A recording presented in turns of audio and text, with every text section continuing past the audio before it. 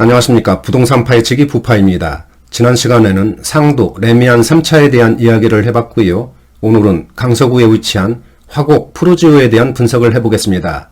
화곡 푸르지오는 지난 2002년에 준공한 19년차 구축이지만은 2000세대가 훨씬 넘는 그런 대단지입니다. 또한 전철 5호선 우장산역 역세권이고요. 단지 주변에 우수하고 풍부한 초중고등학교가 인접해 있는 학세권 단지로 학생들이 있는 가정에서 거주하기가 아주 편리한 그런 단지입니다. 그리고 광화문, 여의도, 마곡지구 등 서울 도심 주요 업무지구를 쉽게 접근할 수 있는 직주 근접의 입지이고요. 또한 수명산 자락에 자리를 잡고 있어서 환경도 쾌적한 숲세권 등 최상급의 입지입니다. 따라서 작년에 이어서 금년에도 꾸준한 상승세를 보이고 있고요. 특히 지난 7월부터 현재까지 대부분 평형이 신고가를 기록하는 강한 상승세를 이어가고 있습니다. 오늘 그에 대한 입지 분석과 지난 1년간의 가격 추이 그리고 주변 단지들과의 실거래 가격을 비교해 보겠습니다. 그리고 참고로 다음 시간에는 왕십리 텐즈힐에 대한 분석을 준비하고 있으니까 여러분들 구독과 좋아요 부탁드리고요. 오늘 영상 출발하겠습니다. 그럼 먼저 화곡 푸르지오 위치부터 알아보겠습니다. 이해하기 쉽게 전철역을 기준으로 해서 설명을 드리면 여기가 5호선 우장산역이고요. 이 밑에는 화곡역이 되겠습니다. 화곡 푸르지오는 바로 여기에 이렇게 위치를 하고 있습니다. 따라서 우장산역은 역세권이고요. 일부 동에 따라서는 화곡역도 충분히 도보로 접근 가능한 그런 위치라고 보시면 되겠습니다. 또한 단지 주변에 이렇게 초중고등학교들이 인접해 있어서 학생들이 있는 가정에서 거주하기가 아주 편리한 그런 단지이고요.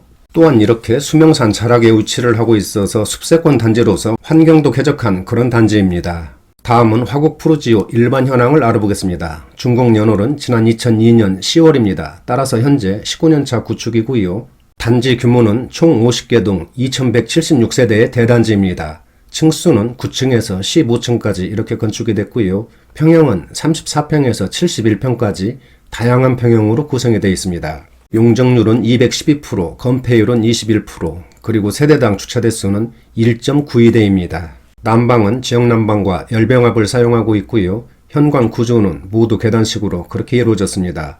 건설사는 대우건설에서 건축을 했고요.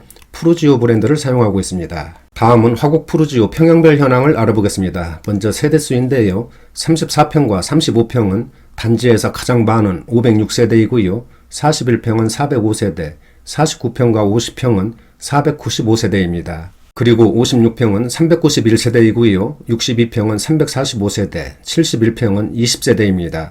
따라서 전체적으로는 2176세대의 대단지입니다. 침실과 화장실을 보면은 30평대는 침실 3개와 화장실 2개로 이렇게 배치가 됐고요. 40평대와 50평대는 침실 4개와 화장실 2개로 이렇게 구성이 됐습니다. 그리고 60평대와 70평대는 침실 5개와 화장실 2개로 이렇게 구성이 됐습니다. 대략적인 재산세를 보면 30평대와 40평대는 100만원 조금 넘는 그런 재산세가 부과가 되고요. 50평대와 60평대는 160만원 정도, 그리고 71평은 230만원 정도의 재산세가 부과된다고 보시면 되겠습니다. 그리고 월 관리비를 보면 40평대까지는 20만원대의 관리비가 나오는 것으로 이렇게 나와 있고요. 56평과 62평은 30만원대, 그리고 71평은 43만원 정도의 월 관리비가 나온다고 보시면 되겠습니다. 다음은 화곡 푸르지오에 대한 지난 1년간 평형별 실거래 가격을 알아보겠습니다. 화곡 푸르지오는 30평대부터 70평대까지 중대형 평수로 이루어졌는데요. 먼저 34평과 35평 보시겠습니다. 세대수는 506세대입니다. 금년 7월까지는 8억 원대에서 거래를 보였지만 8월에 9억 5천만원 거래로 신고가를 기록하면서 강한 상승세를 보였습니다.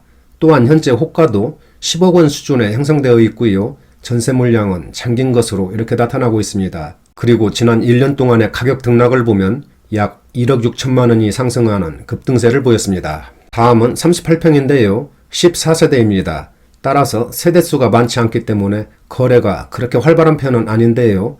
지난 1년 중에 얼마 전 9월에 거래된 9억 7천만 원 거래가 유일한 그런 거래였네요. 현재 38평은 매도 물량과 전세 물량이 한 건도 없는 것으로 그렇게 나타나고 있습니다. 다음은 41평 보시겠습니다. 405세대이고요. 지난 상반기까지는 8억 후반대에서 거래를 보이다가 7월에 9억 8천만 원에 거래되면서 최고가를 한 단계 높였습니다.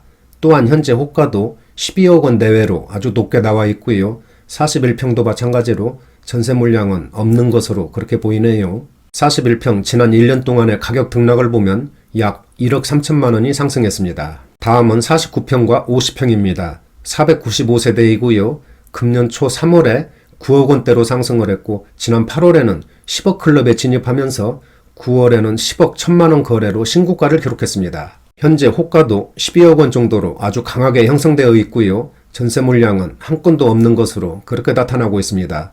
그리고 지난 1년 동안 약 1억 6천만 원이 상승했습니다. 56평 보실까요? 391세대입니다. 금년 3월에 10억 클럽에 진입을 했고 얼마 전 9월에는 11억 2,500만 원에 거래되면서 신고가를 다시 썼습니다. 현재 호가도 13억 원 내외로 아주 높게 나와 있고요. 전세가는 8억 원 수준에 올라와 있지만은 물량 잡기가 그렇게 쉽지는 않은 것 같습니다. 56평 지난 1년 동안의 가격 등락을 보면 약 1억 3천만 원이 상승했습니다. 다음은 62평입니다. 345세대이고요. 금년 초에는 거래가 크게 우측된 그런 모습을 보이다가 4월에 10억 원대로 상승을 했고 얼마 전 10월에는 11억 4,500만 원에 거래되면서 최고가를 한 단계 높였습니다. 현재 호가는 13억 원 정도로 아주 강하게 나와 있고요. 지난 1년 동안 약 2억 원이 오르는 강한 상승세를 보였습니다. 62평도 역시 전세 물량은 찾아볼 수가 없네요. 다음은 71평인데요. 20세대밖에 되지 않습니다. 따라서 작년 말에 거래된 11억 원이 마지막 거래였고요. 그 후로 아직까지는 거래가 한 건도 보이지 않네요. 그러나 매도 호가는 17억 원 내외로 아주 높게 나와 있고요. 전세 물량은 전혀 없는 것으로 그렇게 보입니다. 지금까지 화곡 푸르지오에 대한 지난 1년간 평형별 실거래 가격을 알아봤는데요. 작년에 이어서 금년에도 꾸준한 상승세를 보이고 있습니다. 그리고 지난 7월부터 현재까지 화면에서 보시는 것처럼 대부분 평형이 신고가를 기록하는 강한 상승세를 나타냈습니다. 앞으로의 가격 전망 등 분위기에 대한 이야기는 뒤에서 상세하게 설명드릴 예정이니까 끝까지 시청 부탁드리고요. 다음은 화곡 푸르지오 주변 단지들과 시세 비교를 해보겠습니다. 화곡 푸르지오는 방금 전에 앞에서 설명을 드렸기 때문에 생략을 하고요. 우장산 아이파크 2편은 세상입니다. 먼저 24평을 보시면 금년 상반기까지는 8억 원대에서 거래를 보이다가 지난 9월에 9억 7,900만 원 거래로 최고가를 기록했습니다. 또한 현재 호가도 11억 원 수준에 높게 올라와 있고요. 지난 1년 동안 약 1억 8천만 원이 오르는 급등세를 보였습니다.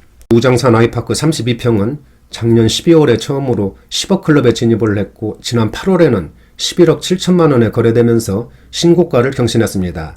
현재 호가도 12억 5천만 원에 강하게 형성되어 있고요. 지난 1년 동안 약 1억 6천만 원이 상승했습니다. 우장산 아이파크 2편은 세상 41평은 지난 6월에 12억 원대로 상승을 했고 얼마 전 10월에는 13억 원 거래로 최고가를 기록하면서 급등세를 보였습니다. 현재 호가도 14억 5천만 원 내외로 아주 높게 올라와 있고요. 지난 1년 동안 약 1억 4천만 원이 올랐습니다. 다음은 강서 힐스테이트 보시겠습니다. 먼저 24평인데요. 지난 9월에 10억 클럽에 진입하는 강한 상승세를 보였고 얼마 전 10월에는 10억 5,500만 원에 거래되면서 신고가를 다시 썼습니다. 현재 호가도 11억 원 수준에 강하게 올라와 있고요. 지난 1년 동안 약 2억 2천만 원이 상승하는 폭발적인 급등세를 나타냈습니다. 강서 힐스테이트 33평은 지난 7월에 12억 원대로 올라섰고 얼마 전 10월에는 12억 9,800만 원 거래로 최고가를 기록하면서 13억 원 턱밑까지 치고 올라오는 강한 상승세를 보였습니다. 강서 힐스테이트 33평은 지난 1년 동안 약 2억 5천만 원이 오르면서 완전 로켓포를 쏘아 올렸네요. 다음은 강서 힐스테이트 48평 보실까요? 지난 7월에 15억 원대로 진입을 했고 얼마 전 9월에는 15억 5천만 원에 거래되면서 신고가를 한 단계 높였습니다. 그리고 현재 호가도 17억 원 내외로 높게 형성되어 있고요. 지난 1년 동안 2억 6천만 원이 상승하는 급등세를 나타냈습니다. 지금까지 화곡 푸르지오 주변 단지들의 지난 1년간 실거래 가격을 알아봤는데요.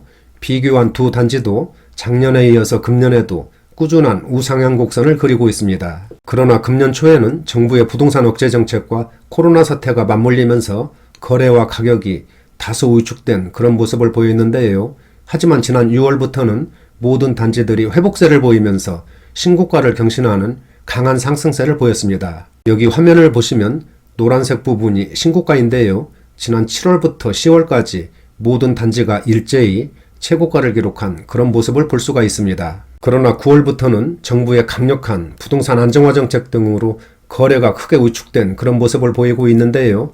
아마 당분간은 이런 분위기가 이어질 것으로 이렇게 예상이 됩니다. 상세한 내용은 뒤에서 설명드리겠습니다. 다음은 화곡 푸르지오 입지 분석을 해보겠습니다. 앞에서 설명드린 것처럼 지난 2002년 10월에 준공을 내서 현재 19년차 구축단지이고요. 총 50개 동 2176세대의 대단지입니다. 세 번째 교통인데요. 먼저 전철을 보시면 동에 따라서 5호선 우장산역과 화곡역 역세권이고요.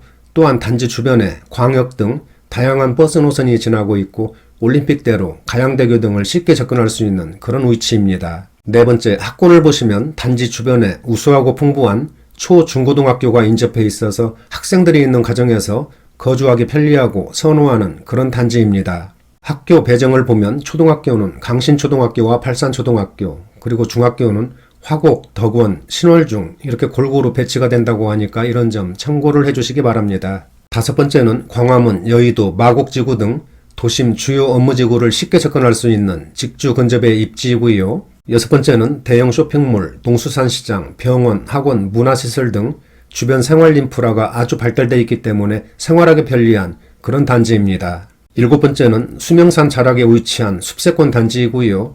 또한 단지 내에 울창하고 아름다운 조경 등 녹지 공간이 아주 풍부해서 환경도 쾌적하고 산책이라든지 운동하기에 편리한 그런 단지입니다. 여덟 번째는 피트니스 센터, 도서관, 테니스장 등 단지 내 커뮤니티도 아주 발달된 그런 단지이고요. 마지막으로는 마곡지구 개발, 그리고 서부광역철도 개통 등 주변 개발에 따른 호재와 시너지도 기대되는 그런 단지라고 보시면 되겠습니다. 다음은 화곡 푸르지오에 대한 앞으로의 전망을 해보겠습니다.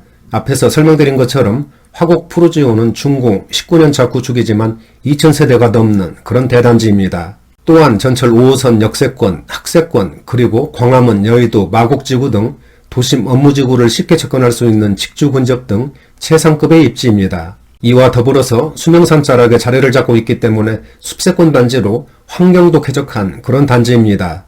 따라서 작년에 이어서 금년에도 꾸준한 상승세를 이어가고 있고요. 특히 최근에는 대부분 평형이 신고가를 기록하는 강한 급등세를 나타냈습니다. 하지만 당분간은 정부의 고강도 부동산 안정화 정책 등으로 거래가 위축되면서 예전처럼 큰 폭의 상승세는 기대하기 힘들 것으로 그렇게 전망이 됩니다. 그러나 화곡 푸르지오 같은 경우에는 단기적으로 소폭의 등락은 있겠지만 장기적으로 보면 어느 정도는 꾸준한 우상향 곡선이 예상되는데요. 왜냐하면 역세권, 학세권, 숲세권 등 화곡 푸르지오가 가지고 있는 입지를 볼 때 현재 주변 단지들에 비해서 상대적으로 가격 메리트가 충분한 것으로 그렇게 분석이 되고요. 또한 마곡지구 개발과 서부광역철도 개통 등 주변 개발에 따른 호재와 시너지도 기대되는 그런 단지입니다. 따라서 앞으로도 가격 방어를 하면서 안정적이고 완만한 그런 우상향 곡선을 그릴 것으로 조심스럽게 전망을 해봅니다. 지금은 부동산 시장이 매우 혼란스럽습니다. 따라서 이런 때일수록 성급한 결정보다는 차분하고 신중하게 대응하시는 것이 바람직해 보입니다. 오늘은 여기까지 하고요. 다음 시간에는 왕십리, 텐제일에 대한 분석과 앞으로의 전망을 해보겠습니다. 나가시기 전에 구독과 좋아요 부탁드립니다. 감사합니다.